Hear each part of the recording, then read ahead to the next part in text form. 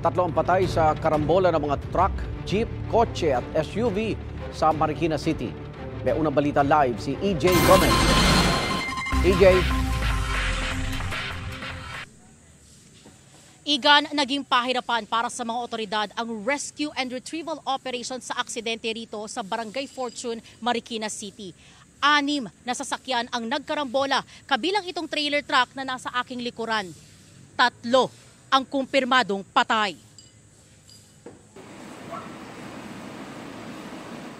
Nagkarambola ang 6 na sasakyan sa Barangay Fortune sa Marikina City.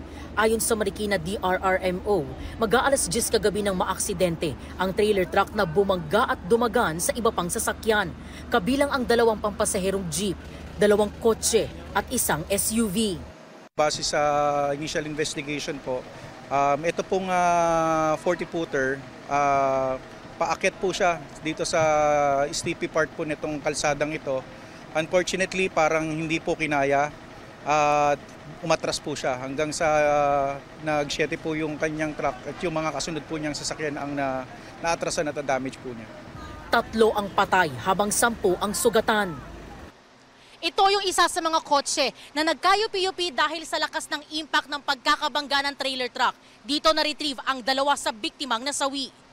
Mahigit 6 na oras matapos ang aksidente, na-retrieve naman ang 3 biktimang nasawi. Siya po yung driver ng jeep na nadaganan ng tumaob na trailer truck. Pahirapan ang rescue at retrieval operations. Kasi ipit na ipit yung victim na nakuha sa ilalim, yung nadaganan po, yung sa may jeep po. So yun lang din, nag-stabilize kami sa safety ng mga rescuer po before natin i-extricate yung victim po. Ayaw natin na malagay siya sa alanganin or mas ma-endanger pa siya. Sinubukan po namin gamitan po siya ng heavy equipment agad, pero mas naiipit po siya. Ikinuwento naman ng ilang nakaligtas ang nangyaring aksidente. Nakita ko na nakahinto yung container van na yan. Nung naramdaman namin ng nag-atrasa na kami, ang bilis sunod-sunod na. Tumalsik pa nga sa akin kasi pagbangga ng mga sasakyan sa harapan ko, tumalsik na sa akin yung bubog Tapos umikot-ikot kami. Pumikit na ako, kala ko, sabi ko wala na, patay na, ganon.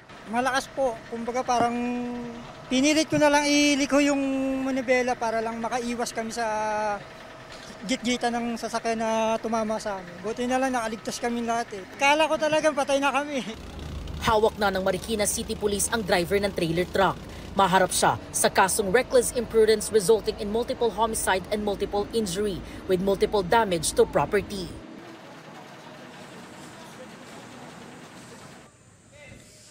Igan, yung nakikita ninyo sa inyong screen ngayon, na iyan yung paakyat na parte nitong kalsada na dinaanan ng trailer truck bago ang aksidente, bago ang karambola. At nakikita nyo rin, basa itong kalsada dahil katatapos lang na bombahan ng tubig ng mga bombero. Naglilinis din ngayon yung mga tauhan natin ng LGU, mga street sweepers sila, para muli nang madaanan itong kalsada na pinangyarihan ng aksidente.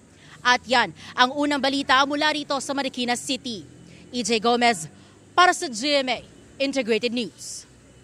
Igan, mauna ka sa mga balita, mag-subscribe na sa GMA Integrated News sa YouTube para sa iba't ibang ulat sa ating bansa.